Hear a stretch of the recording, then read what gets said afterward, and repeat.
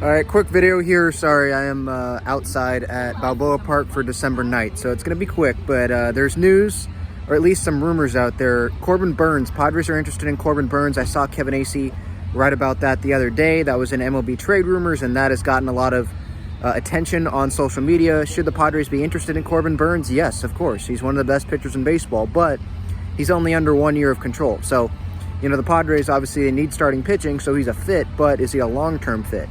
Probably not. I don't see the Padres giving Corbin Burnes a long-term contract. But when I think about Corbin Burnes, I think about a 3-team trade.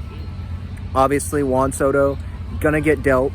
That's what it feels like. I'd be shocked if he wasn't dealt. We'll see if he's dealt at the winter meetings in Nashville this next week. 3-team deal could be where the Padres, they send Soto, maybe Grisham as well, to the Yankees, and the Padres can get back Corbin Burnes from the Brewers, and the Yankees give the Padres some younger, lower-level prospects. The Padres right now, right, they're trying to win, so you want the higher-level guys, the Major League ready guys, the Clark Schmidts, the Corbin Burnes, the Michael Kings, right? You know, the Annie Martino report about how there's like 5 or 6 prospects total that maybe the Padres are asking for, and some of those guys might be lower-level guys. The Brewers, where they're a smaller market team, they need those prospects to eventually come up, help them. They're not trying to go all in and win in 2024. That seems pretty apparent, at least to me. So the Padres could flip those guys they get from the Yankees to Milwaukee. They get Corbin Burnes back. Maybe they can get a major league arm from the Yankees. Maybe something else as well. And that's how they could maybe get a 3-way deal, because, you know, the Yankees, they don't want to give up what the Padres are asking for.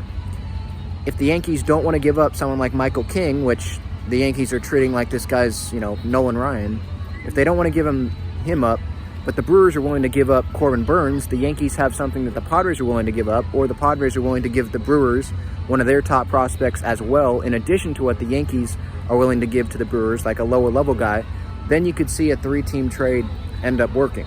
There was another rumor out that the Toronto Blue Jays are the favorites now for Juan Soto. I think this is all leverage. It could be the Blue Jays sources saying this to Hector Gomez, who reported this today. It could be the Padres saying that, yeah, the Blue Jays, they're talking, just to, you know, try to get the Yankee price tag up. I said this the other day. I don't really see Juan Soto in a Toronto Blue Jay uniform long-term, maybe 1 year, but if you're trading for Juan Soto, you have your top pitching prospect, right, that you'd probably have to be parting with for that. At least the Padres would be asking for that. Ricky, I'm blanking on his last name, starts with a T, their number 1 prospect. Hasn't reached the big leagues yet, but a lefty arm. You're going to have to probably give that up. Do you want to give that up if Soto's only going to be there for 1 year? If you acquire Juan Soto, sure, you're probably a World Series contending team. You're going to have a really good offense. But are the Blue Jays comfortable with giving up that much talent, whatever they would have to give up? Padres, we know they're going to be asking for a lot. Let's take the 3-team trade out. That could happen, but let's say it's Blue Jays, Padres only. Padres are going to be asking for a lot, just like they're asking for a lot from the Yankees. Are the Blue Jays going to be able to give that to the Padres? Maybe a third team's going to have to jump in there. I feel like this is the Yankees. Yankees are going to get Soto, is what it feels like. Blue Jays, yeah, you can put them in there. I'm sure there's going to be a mystery team, or maybe the Cubs jump in there if they don't get Ohtani, or another team jumps in there. But it just feels like the Yankees are the best set up to take on Soto.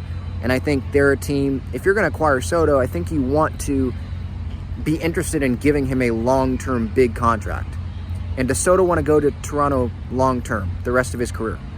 It feels like he'd rather be with the Yankees. Now, I'm just guessing, but be with the Yankees long-term than be with the Blue Jays long-term.